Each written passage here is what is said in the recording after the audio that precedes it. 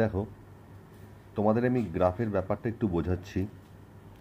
Slope of IC MUX by MUY আর slope of budget line PX by PY.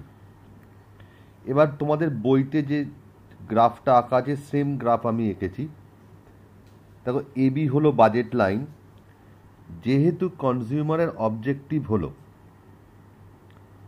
একটা fixed income বা বাজেটে utility maximise করা, সেই জন্য সে টোটাল ইনকামটাই দুটো কমোডিটির জন্য স্পেন্ড করবে।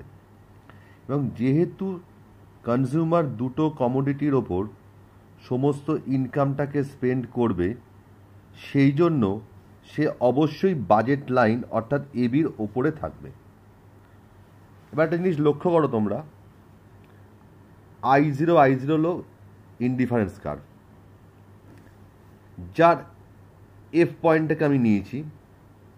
দেখো, এফ পয়েন্টের কী লিখেছি দেখো, at point F slope of IC greater than slope of budget line. এটা কেন হচ্ছে সেটা আমি তোমাদের ব্যাখ্যা করছি। দেখো, একটা কার্ভেচারের ওপর স্লোপ করতে গেলে কি করতে হয়, সেই যে কোনো একটা পয়েন্ট থেকে একটা ট্যানজেন্ট ড্র করতে হয়। দেখো, I0 ইনডিফারেন্স কার্ভের ওপর যে ট্যানজেন্টটা ড্র করেছি, সেই ট্যানজেন্টের স্লোপটা দেখো বাজেট লাইনের স্লোপের থেকে বেশি। এই ট্যানজেন্টটার স্লোপ দেখো বাজেট লাইনের স্লোপটার থেকে বেশি। তাহলে অর্থাৎ এফ পয়েন্টে ইনডিফারেন্স কার্ভের যা স্লোপ, সেটা বাজেট লাইন এবি স্লোপ অপেক্ষা বড়। সেই জন্য তুমি দেখো লিখেছি আমি, at point F slope of indifference curve is slope of budget line. অর্থাৎ slope of indifference curve means MUX by MUY greater than PX by PY or MUX by PX greater than MUY by PY। দেখো, এটা কেন হচ্ছে, এটা তো mathematically বোঝালাম। এর economic লজিকটা কি বোঝাচ্ছি দেখো, পরিষ্কার বইতে দেখো লেখা আছে, it actually shows the marginal utility derived by the consumer spending his last unit of money income on X is relatively greater than that from Y।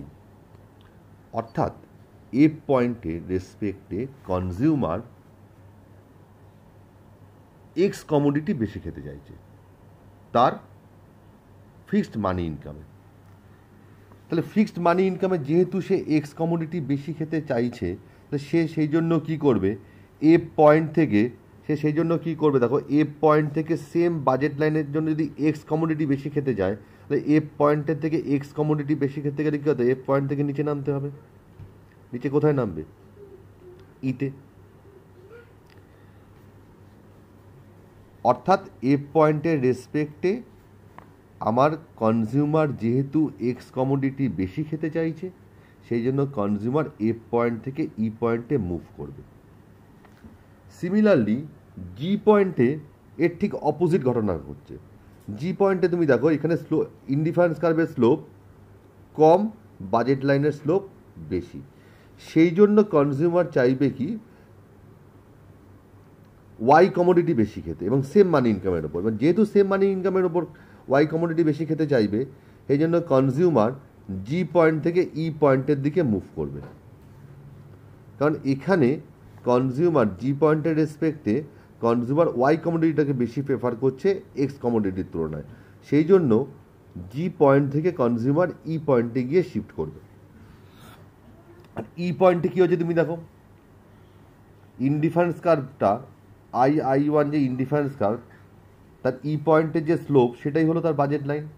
অর্থাৎ ই পয়েন্টে রেসপেক্টে slope of budget line equal to slope of indifference curve. অর্থাৎ E পয়েন্টের রেসপেক্টে MUX by MUY equal to MUX by MUY equal to PX by PY।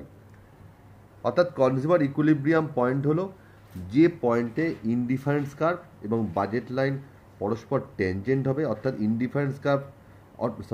budget line touches the indifference curve at the point of equilibrium. This is the necessary condition, and sufficient condition is budget line must be convex to the origin. তোমরা এইটুকুনি পড়ো এবং লিখে নাও, পরবর্তী ক্লাসটা আমি করাবো আবার। যদি কোনো জায়গায় বুঝতে অসুবিধা হয় আমাকে ফোন করে জিজ্ঞেস করো। আচ্ছা।